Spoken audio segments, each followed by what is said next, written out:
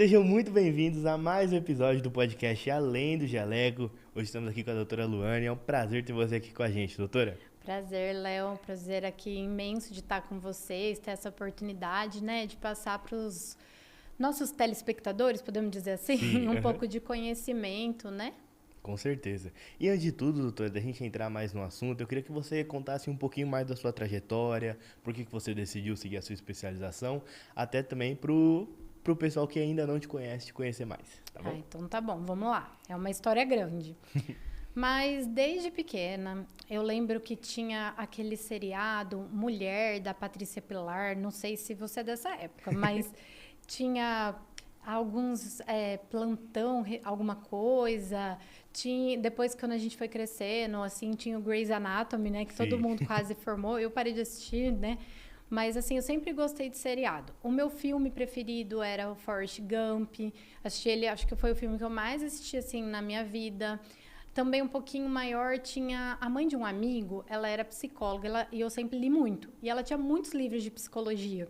Então, eu sempre li para saber do comportamento, né? Me interessava por tudo que tinha aquilo de transtorno. Era aquela amiga que os amigos e as amigas procuravam para desabafar, para conversar. E aí eu sempre pensei em medicina, mas a gente é muito novo, né? E pensa em várias coisas. Eu achava que era um pouquinho fora da minha realidade, porque eu não tinha ninguém na família que era médico. Eu tinha uma madrinha, que não é da minha família, que ela era ginecologista. E aí eu lembro que eu gostava de ver as coisas que ela contava, acompanhar a história. Às vezes ela ia buscar eu e a filha dela na escola, deixava a gente lá no hospital, a gente ficava assim, né, curiosa. E, enfim, aí eu falei, vou para a área da saúde. Aí eu prestei na época psicologia e enfermagem, acabei indo para a enfermagem. Dentro da enfermagem, por mais que eu tenha feito coisa em emergência, também na pediatria, projetos de extensão, a maior parte das minhas coisas foram voltadas para a saúde mental.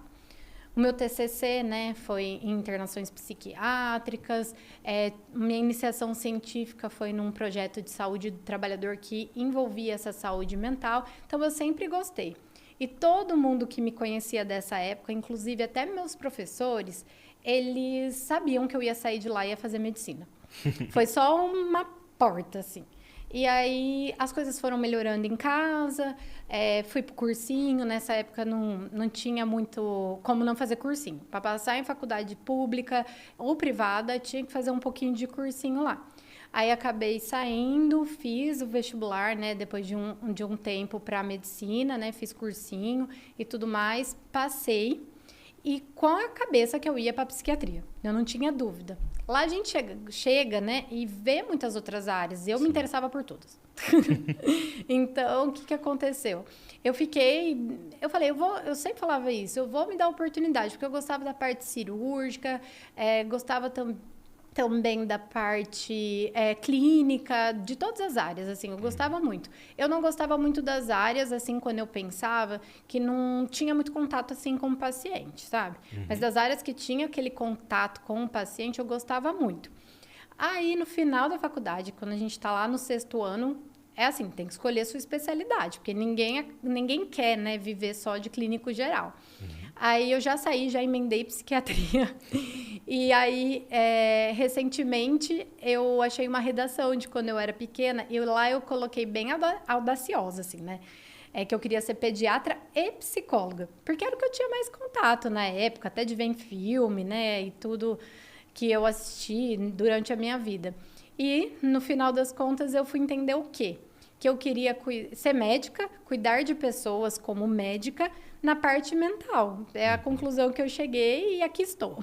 E doutor, em que momento você percebeu que a ciência e o afeto deveriam caminhar juntos ali no tratamento? Essa é uma pergunta que muita gente me faz e, ao mesmo tempo, os meus pacientes sempre falam que é uma forma diferente de como eu ajo, né, com eles. O que eu via? Igual eu contei, lá desde a enfermagem, né, querendo ou não, estou na saúde há muito tempo. Eu via que os médicos, não só na minha especialidade, né, que é a saúde mental, na parte de psiquiatria, eu via que eles eram muito rápidos, até mesmo pelo sistema. Não acolhia aquele paciente, não tinha aquela coisa de afeto, né? Que a gente fala que é o vínculo médico-paciente mesmo. E eles passavam medicamento e tchau, próximo e tudo mais. Porém, também vi muitos profissionais fazendo diferente. E como eu já sabia lá, né, que eu ia para medicina, eu falei, eu quero ser um médico diferente. Eu quero ser aquele médico que vai acolher, independente da área que eu fosse escolher, eu queria. Porque assim, se você pensar, qualquer área precisa desse vínculo, né? Se você for fazer qualquer outro procedimento estético, se você for fazer uma cirurgia, você vai escolher o quê? Alguém que te acolhe, que tem aquilo lá. Só que eu sempre falo e deixo claro, não adianta você ser altruísta, empático e não ter conhecimento. E ter conhecimento e você não ter a outra parte, a parte humana, né? Aquela parte da humanização. Não adianta, tem que andar junto. Você tem que estar atualizado com livros, tratados, protocolos que tem aí de cada especialidade. Tem que estar com... tem muitos estudos, mas vê onde você vai pesquisar, que tipo de trabalho ele é, se ele tem viés, se ele não tem, quantas pessoas participaram, quantas pessoas desistiram, enfim, estou fazendo um apanhado bem rápido aqui. Tem que estar se atualizando para fazer ciência com aquele acolhimento, com afeto. E na minha área, tem que ter mais, porque geralmente, nem sempre, o tratamento é contínuo, né? Então, assim, eu vejo às vezes de mês em mês, às vezes de 2 em 2 meses, às vezes de 3, né? Mas, assim, num geral, ele passa comigo. Então, ele tem que ter aquela confiança. Até para falar tudo da vida dele para mim e eu ver, né? O que é importante, o que não é, filtrar, é estruturar, e é isso. Como que a sua formação ali influenciou ali, né, clinicamente ali, para você atuar hoje? Foi uma experiência muito boa, porque a gente sai da faculdade, assim, sem muito conhecimento de prática, de ser médico mesmo. Eu tinha um coordenador lá de curso que ele falava, quando a gente estava lá no internato, que são os 2 últimos anos da faculdade, né? Ele falava, vocês são médicos supervisionados. E nisso a gente passa por sub-áreas, né? Vamos dizer assim, por áreas, por sub-áreas. E cada uma é muito rápido, né? Cada uma que a gente passa. Não dá muito tempo da gente se especializar muito. E depois cada um vai trabalhar em uma coisa. Então, quando eu comecei lá no Einstein, eu sabia, já tinha feito muita coisa em saúde mental, mas quanto mais a gente estuda, vamos dizer assim, mais a gente vê que a gente não sabe nada. Isso é bom, porque quer dizer que a gente está sempre aprimorando, e o medo faz bem, até para você não fazer nada que você não tenha certeza. E tem que ser, né, humilde, sempre saber que você não sabe alguma coisa, discutir caso com algum colega, pesquisar, ser sincero para o paciente, lógico, passando uma confiança, né? Porque aquilo que a gente falou lá do vínculo, do afeto, é importante.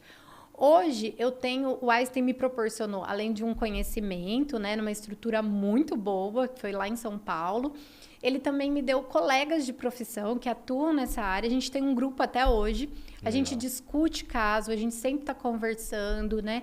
A gente está se atualizando, sempre que alguém tem alguma coisa boa, eu vou falar o meu, recentemente, lá no Japão, teve as atualizações do transtorno bipolar. Aí eu mandei lá, todo mundo gostou, sabe? Tipo, que legal. Outro dia também uma colega mandou sobre, na saúde da mulher, né? Na área da psiquiatria, sobre a parte de medicação de gestante. Então, assim, por mais que você saiba, é muito legal ver as atualizações, né? Então, assim, é muito bom. Nada se compara com a prática mesmo de você ser você e você. Lá a gente tem a parte prática também, né? Mas é sempre igual eu falei, supervisionado. Então, quando é você com você mesmo, é diferente e é bom você estar capacitado, ter passado por um lugar que te dá essa autonomia mesmo, tá? E doutora, quais são os sofrimentos emocionais ali mais comuns que você vê hoje, atualmente ali no seu consultório? São muitos, né? Porque eu trabalho com isso. Mas eu vejo que é muito social, sabe? É problema no trabalho, é problema na família. Muitos são cuidadores de filhos hoje com autista, né? Que a gente tem um maior conhecimento, então acabou tendo mais diagnóstico. Ou algum filho com qualquer outra patologia. Pais idosos, né? Ou até avós, dependendo da idade e tudo mais. Eles acabam adoecendo por isso. né? É um sofrimento muito grande. E a partir deste sofrimento, leva para outras doenças. Ansiedade, todos os transtornos ansiosos lá no meio, também parte depressiva. Hoje em dia a gente vê muito burnout, né? Associado. E o burnout é uma síndrome lá que depois também evolui para outras doenças, né? E uma coisa que eu vejo muito, que os pacientes sofrem, é com TikTok, Instagram, desinformação mesmo. Né? E essas redes sociais, no geral, quando não é alguém que é profissional mesmo falando, às vezes, né, até dependendo do profissional, a gente sabe também que tem muita coisa errada aí, mas Sim. Vamos pular essa parte. E aí eles têm desinformação. Então vai lá, aplica uma coisa que o TikTok falou porque se identificou na internet. Eu tenho autismo. Eu tenho TDAH. Eu sou bipolar. Eu tenho depressão. Não. Chega pra gente, a gente faz uma avaliação clínica, né? De tudo aquilo. E aí, para você explicar que o paciente não tem um transtorno, que ele não se encaixa naquele quadro, eles ficam revoltados às vezes, sabe? De tipo assim, não, eu sou autista, não, eu sou TDAH. E aí você explica, né, para ele, olha, não, por causa disso, daquilo. Às vezes até alguns laudos que a gente recebe de outros colegas, né, tanto médico como psicólogo, neuropsicólogo, eles colocam lá, pode ter TOC, né, que é o transtorno obsessivo compulsivo, é bem comum. Pode ter autismo, né, o transtorno do espectro autista, pode ter TDAH, transtorno, déficit de atenção e hiperatividade. Aí tem uma parte depressiva, tem uma parte... E ele coloca tudo lá, põe a conclusão e tudo mais. E eu não sei se eles, às vezes, não explicam de uma forma para o paciente adequada, né? Ou se o paciente toma aquilo como verdade, ele acha que ele tem todos os transtornos. Não que foi aplicado escalas e tudo mais. Aí eu pego aquele laudo, leio, trabalho com o paciente, vejo que não é bem assim e explico. Mas é muito difícil, sabe? Eles acabam sofrendo muito porque eles estão sofrendo, às vezes, por uma outra coisa e não se identifica com aquilo, né?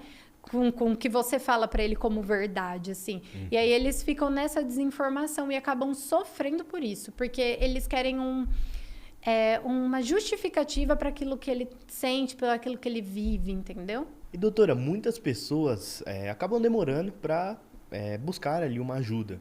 E eu queria entender ali o que você geralmente mais escuta ali do pessoal que demora para chegar até você. Fala ali sobre isso. A maioria, uma minoria mesmo que procura a gente antes de já estar num quadro pior, vamos dizer assim. Eu acho que tem um estigma, assim, né? Um preconceito ainda, mudou muito, melhorou muito, mas ainda que eu vejo no Brasil, às vezes eu vejo em outros países, não são tão assim, esse preconceito, né? Às vezes até tem pacientes meus que são evangélicos, passam um pastor, o pastor fala, não precisa ir no psiquiatra, no psicólogo, não. E eles ficam adiando, né? Ou também um pai mais velho, assim, né? Que pegou essa parte aí. Acha, não, você não tem problema nenhum, você não tem nada, não. Ou não aceita que o filho tem quando é muito pequeno. Ou o esposo não aceita que a esposa tem. Enfim, de uma forma geral, tem esse preconceito ainda, né? Infelizmente é assim. E aí a pessoa se segura porque ela fala, eu também não quero ir no psicólogo, né? Eu não quero ir no psiquiatra, não, eu não vou. Então, assim, o que eles apresentam naquele momento é uma repulsa mesmo, né? E depois que eles vão lá, eles até falam pra mim, nossa, doutora, por que eu não passei aqui antes, né? Nossa, não tem nada demais eu ter passado, é igual passar num médico, né? Eles falam, como se eu não fosse médica, né? Então, eu sempre falo lá, qual que é o primeiro passo? Se uma escola indicou que pode ter um TDAH, um autismo, um TOD, por mais que eles não sejam da área da saúde em si, passa num médico, passa num psicólogo, avalia. Se não tiver nada, igual eu já falei lá atrás, não tem nada, a gente segue, né? Olha, não tem nada e tudo mais. Agora, se algum outro colega psicólogo encaminha, né? Tem muito isso, eles encaminham pra gente para avaliar uma medicação ali. Não vou tomar remédio, né? Só vou continuar com terapia. Aí, por isso que também, muitas vezes, chega na gente, a gente já tem que medicar, porque esse quadro já avançou, tá? Tem uma pergunta que é muito comum ali, né? De como eu consigo diferenciar um momento difícil de um transtorno ali que precisa de um acompanhamento médico especializado. É bem aquilo que a gente meio que já falou ali atrás, né?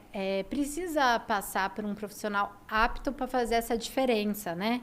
Para ver o que gerou um transtorno que já nasceu, né? Como as doenças do neurodesenvolvimento aí, o autismo, TDAH, né? Uhum. Então, passa lá no profissional, ele vai avaliar, né?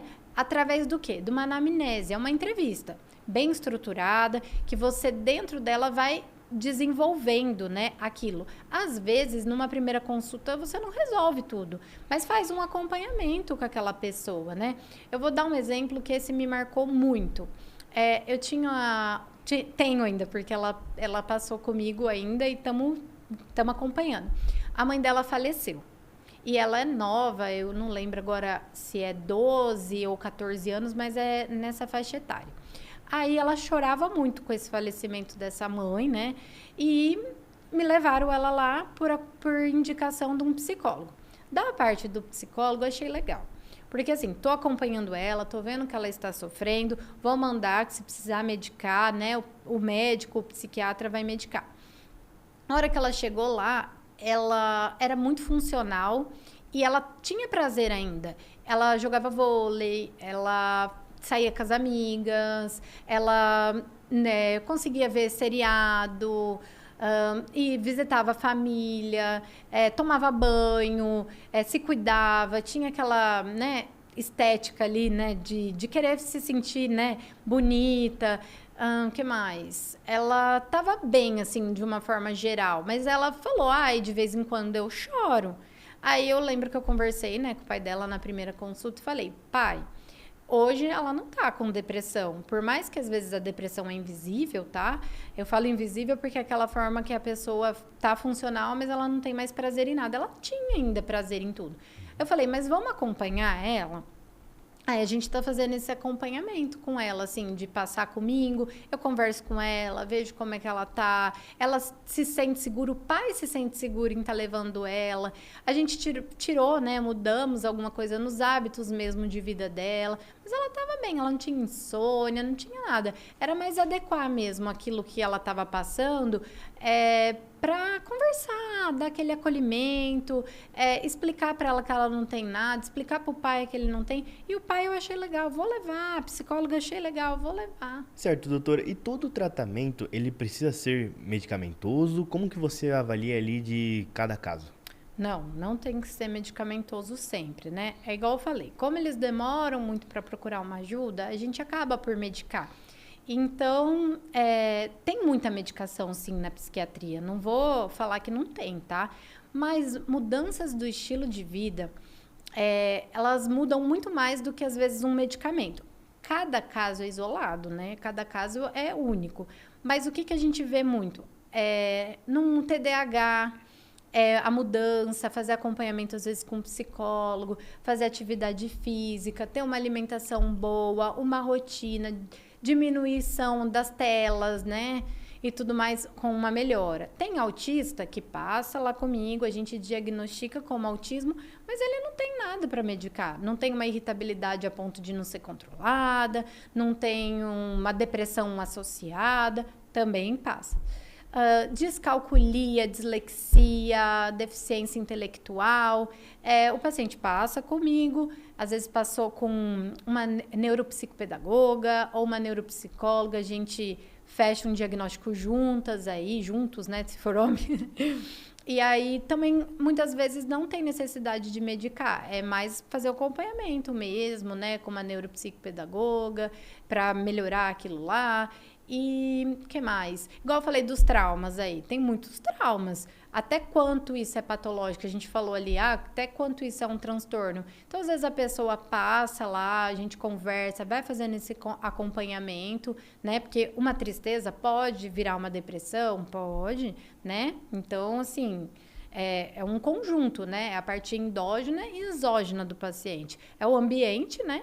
E dentro o que você tem de fator genético, né? Não tem como isolar, assim, né? Essa neuroquímica aí. E os cannabis ali são algo que estão muito em alta, né, na medicina. E você tem informação ali com isso, né? Eu queria que você contasse ali de fato quando que você considera a utilização. A parte endocannabinoide a gente produz assim dentro do nosso corpo mesmo, e aí essa parte seria muito próxima daquilo que a gente produz, né? Então tem lá o CBD, THC, vocês já devem ter ouvido falar, né? Enfim, aí a gente avalia esse paciente nunca como primeira escolha, principalmente na minha área, né, que é a psiquiatria, não tem evidências para nada. Tem algumas contraindicações, assim, não absolutas, a gente faz esse acompanhamento, né, com esse paciente, como uma das últimas escolhas. Ah, eu peguei um paciente, a gente avalia, a primeira escolha para aquele paciente é isso. Aí vamos mudando, ele não vai melhorando o tratamento em si, né? Multidisciplinar aí, mudança dos hábitos de vida junto com a medicação.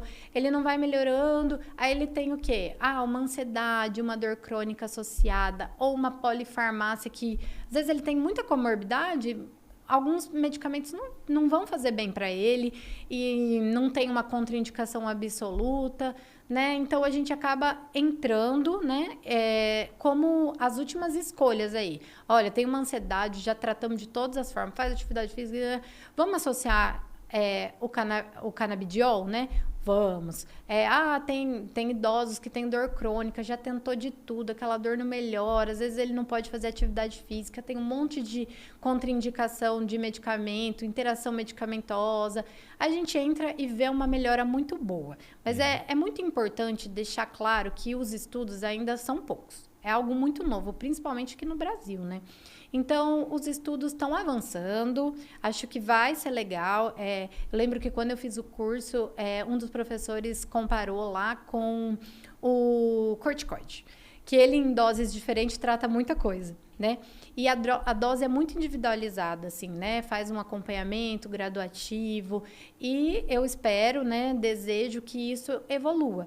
Mas o que a gente tem mais de estudo hoje, né, é para epilepsia refratária mesmo. Entra no mesmo raciocínio aí. É algo que não melhorou com os anticonvulsivantes, com os medicamentos aí.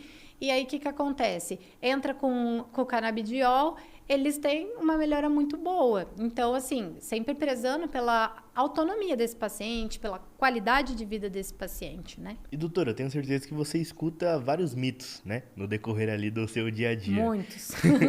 E eu queria que você contasse ali quais são os principais. Vamos lá. Um mito que eu não gosto, porque eu acho que é um termo pejorativamente, né? Falando assim para aquele paciente que está com sofrimento psíquico, né? De qualquer forma, ele precisa de um acompanhamento, é que psiquiatria é para loucos, né? Então, eu discordo. Depois da reforma manicomial, esse termo nem pode ser mais usado, mas eu vejo muita gente falando, usando, rindo. Aí entra naquele quesito que a gente falou. Talvez por isso que as pessoas demoram para procurar ajuda, né? Porque fala, não, quem vai no psiquiatra é louco. E não é assim. A gente já falou aqui um monte de transtorno que as pessoas não alucinam, que elas não deliram, que elas não saem fora da realidade.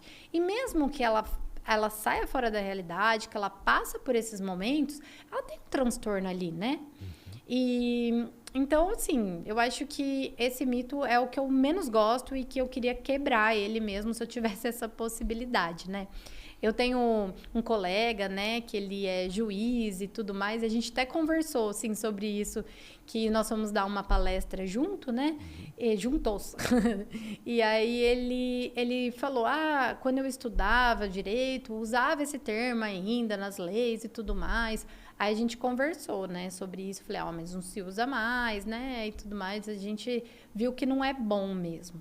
Vamos lá. Outro mito é que os remédios viciam. Outro que eu não gosto, porque a pessoa chega lá no meu consultório, né, e eu tô atendendo ela fala, eu passo um medicamento, e ela fala, não, mas eu tenho medo de tomar, não quero tomar, porque vai que eu vicio. Porque meu vizinho, porque a tia, porque a mãe... E não são todos os remédios que têm essa dependência, essa Sim. tolerância aí, porque eu digo tolerância porque aí, às vezes você vai ter que aumentando a dose, né, desse paciente. Então tem, assim, os benzodiazepínicos, que são muito comuns, como o Rivotril, né, que é o mais temido aí das pessoas e que elas gostam, no geral, muito de tomar. Tem os psicoestimulantes, né, que é o Ritalino, o Venvance. Então tem que tomar cuidado. Mas aí que eu entro de novo naquele assunto. É necessário fazer um acompanhamento com um médico, com um psiquiatra, com um neurologista que prescreve, né, esses medicamentos, para saber a hora de entrar, a hora de tirar, que aí a pessoa que usa, né, esses medicamentos aí, ela faz um acompanhamento bom e tira na hora que tem que tirar. E como a telemedicina ajudou ali a ampliar o cuidado para todos os brasileiros? Ó, na minha área deu super certo, né? A psiquiatria cresceu muito. E a gente não tem, assim, uma desvantagem, porque o nosso exame físico, psíquico, ele é olhando. Então, assim, tendo um bom computador ali, né? A pessoa também, você conseguir olhar ela, ter uma boa conexão, isso não compromete. É lógico, né? Que os pacientes, numa forma geral, gostam, às vezes, de ter aquele contato. Mas o que eu vejo que facilitou muito, assim, dos meus pacientes, às vezes, para você se deslocar, né, até um local, ele leva tempo, tem que achar lugar para parar. Então, uma consulta que às vezes seria 1 hora, ela vira quase 2 horas do tempo daquele paciente, né? Outra coisa, às vezes a pessoa vai ter que perder aquele tempo de se arrumar, porque aquele dia ela não teve mais nada para fazer, ficou lá com uma roupa confortável, né, dentro de casa, e aí ela falou, nossa, vou ter que me arrumar, porque sair de casa com essa roupa não dá. Então, às vezes ela até desmarca, eu vou desmarcar, porque, que preguiça, já não saí para fazer nada, né? Acredito, né, que eles pensam dessa forma, né? O que aconteceu muito comigo na minha realidade aí é que os pacientes às vezes começam comigo, né? Eu atendo lá em Caraguatatuba, quem é de Caraguatatuba, eles passam um presencial comigo e depois eles falam, vamos passar para online agora, porque é mais para o acompanhamento. Então passa as primeiras vezes, né? Mas, numa forma geral, o que eu achei muito bom? Não só na minha área, mas nas outras áreas. Vamos lá, dá um exemplo aí. Tem um especialista muito bom em FIV, né? Que é essa fertilização in vitro aí e tudo mais. Nossa, ele é muito bom, mas ele é lá de Curitiba, né? Então, lá do Paraná. Eu vou marcar uma consulta com ele, porque ele é muito bom e eu quero ter filho e tudo mais, e me indicaram porque uma pessoa que, sei lá, eu conheço, fez com ele, deu certo e tudo mais. Aí, como que você vai saber se você quer passar com aquela pessoa? Conversando, tendo uma consulta. Aí você teria que fazer o quê? Ou viajar várias horas de ônibus, de carro, ou comprar uma passagem de avião, que tem custo, gasto. Aí, às vezes, você trabalha, tem que pedir atestado para conseguir, né? Ou uma folga, ou se você é autônomo, você deixa, às vezes, de ganhar para essa viagem. Então, você consegue fazer o quê? Ter uma consulta lá online. Gostei, agora vou fazer a parte que ele vai ter que me ver, vai estar lá, vou coletar exames. Às vezes dá até para fazer alguns exames na cidade que essa pessoa mora e ela volta para lá. Agora, trazendo para mim, né?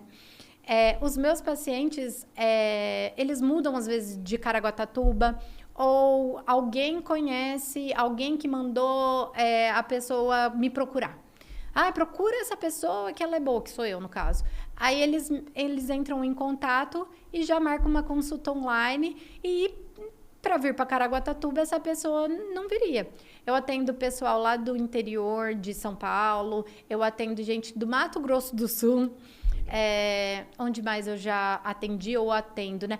Tem uma paciente que agora ela foi para a Argentina fazer medicina, mas ela tá fazendo um acompanhamento comigo, né? Legal. E tem de várias cidades, né? Eu tenho em Bauru, vários, Araraquara, tem muitos, mas assim, tem que ficar pensando aqui. Então, diminuiu as fronteiras, né? Então, isso é muito importante pro paciente, né? Porque ele... tem uma outra coisa. Como nós acabamos sabendo das coisas muito íntimas, Tem muito paciente que não quer procurar na cidade. Porque vai me cruzar ali, né? E eu percebo isso, porque são pacientes, às vezes, que eu vou indicar ou encaminhar, né?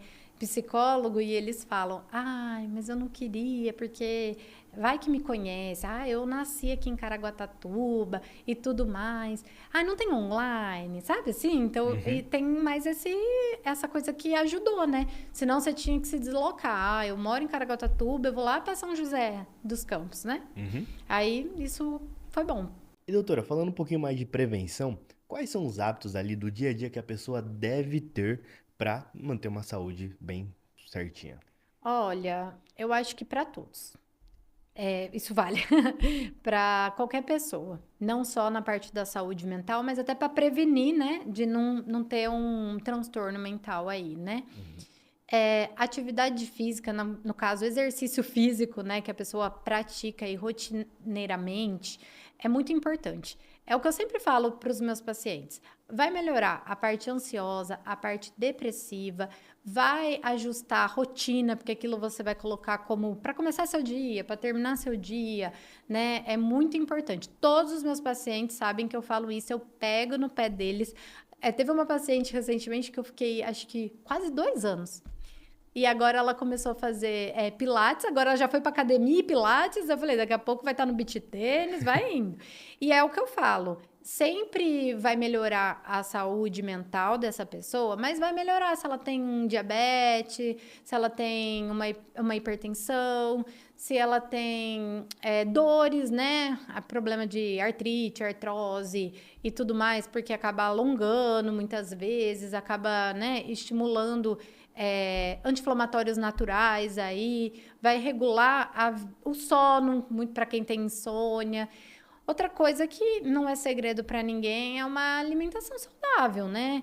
Então, assim, preferir as coisas que são da natureza, né? Tipo frutas, verduras, legumes. Lógico, comer arroz, feijão, uma proteína sempre. Outra coisa que eu sempre falo para meus pacientes, associo uma proteína junto, né? Para ter um melhor desempenho, até na parte da atividade física aí, né? Desse exercício físico que eles vão fazer. Outra coisa é ajuste de rotina. Acordar geralmente nos mesmos horários, dormir. Lógico, ninguém é reloginho, né? E também ninguém faz isso todo dia. Tem final de semana, feriado, mas no geral, para melhorar essa qualidade de vida da pessoa, acordar no mesmo horário, dormir no mesmo horário. Então, esses ajustes mesmo, as mudanças desse hábito de vida e, lógico, individualizar às vezes para aquele paciente o tipo de dieta, o tipo de exercício físico, né? O tipo de rotina. Eu tenho pacientes que eles trabalham noturno, né? Então, às vezes até para o medicamento, a hora que eu vou falar para eles, você vai tomar nesse horário, eu ajusto para a rotina daquela pessoa, né? E esses pacientes que trabalham noturno, muitas vezes são pacientes de plantão. Trabalho 12 horas, descanso 36. Bastante policial eu atendo. Eles, pelo menos lá em Caraguatatuba, eles trabalham... Não lembro se é 12 horas, eu sei que aí no outro dia ele vai trabalhar só 12 horas noturno. Então, isso é muito ruim, né? Pro nosso corpo. Mas eu falo, tenta ajustar isso, tenta ajustar aquilo, para ter uma melhora mesmo, né? Porque... o medicamento, ele é só mais uma parte do seu tratamento. Ele não faz milagre sozinho. Você tem que fazer a sua parte de mudança desses hábitos de vida, às vezes acompanhamento com terapia, né? Adequada para aquela pessoa, né? A terapia. Cada um precisa de um tipo, né? Tem várias abordagens aí. E doutor, em qual momento essa pessoa deve procurar uma ajuda, mesmo talvez ela achando que dá para aguentar? Se ela começou a pensar que precisa de alguma ajuda, ou até se identificar, igual eu falei lá no começo, numa internet, no TikTok, né? Mas se ela pensou, olha, posso ter isso, posso ter aquilo, posso ser assim, será que é um transtorno de personalidade, né? Será que é uma ansiedade? Será que é um TDAH? Procura ajuda. Seja...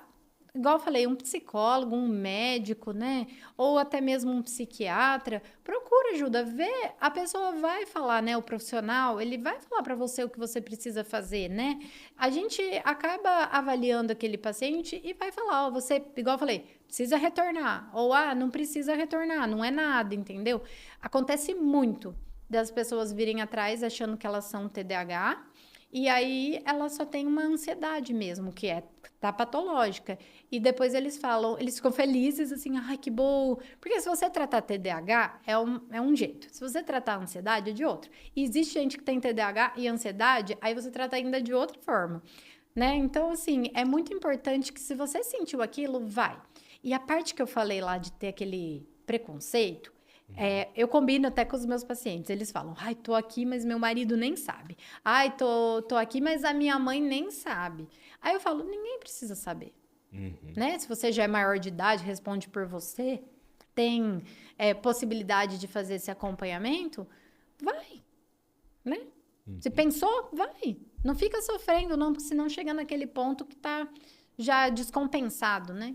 E doutora, chegando aqui no final, eu sempre pergunto, né? Qual mensagem você deixaria para uma pessoa que está passando ali por algum sofrimento ali e às vezes não encontrou a pessoa certa ali para cuidar, né? Ou não tem ninguém ali para acompanhar ela? Ó, é complicado, mas eu vou deixar uma mensagem, até fazendo aqui um gancho, né, com o Janeiro Branco, que é esse momento, a gente fala muito disso agora, né? É lógico, Janeiro Branco não resolve nada, porque tem que ser falado de saúde mental durante o ano todo. Mas é legal a gente ter um espaço para falar sobre isso.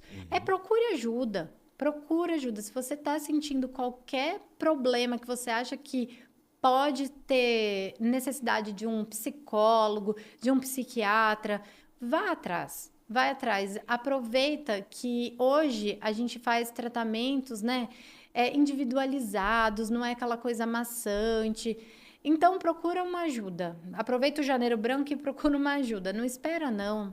Ó, eu peguei tantos casos que a pessoa, se ela tivesse vindo antes, não ia ter chegado nesse ponto, sabe? Ou de casos que a pessoa vem depois que ela já passou por muitas coisas, aí ela melhora. Aí eles têm muita rigidez com esse tratamento, assim. Aí eles param por conta própria. Aí quando eles voltam piores. Às vezes até aquele tratamento que você estava fazendo passa a não dar certo mais para essa pessoa. Então, assim, essa é outra mensagem que eu vou deixar. Não para o seu tratamento sozinho.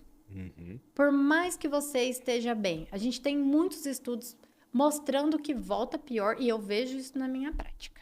Perfeito. E para quem ainda não te conhece, doutora, tanto pessoalmente ali, onde que fica a sua clínica e também as suas redes sociais.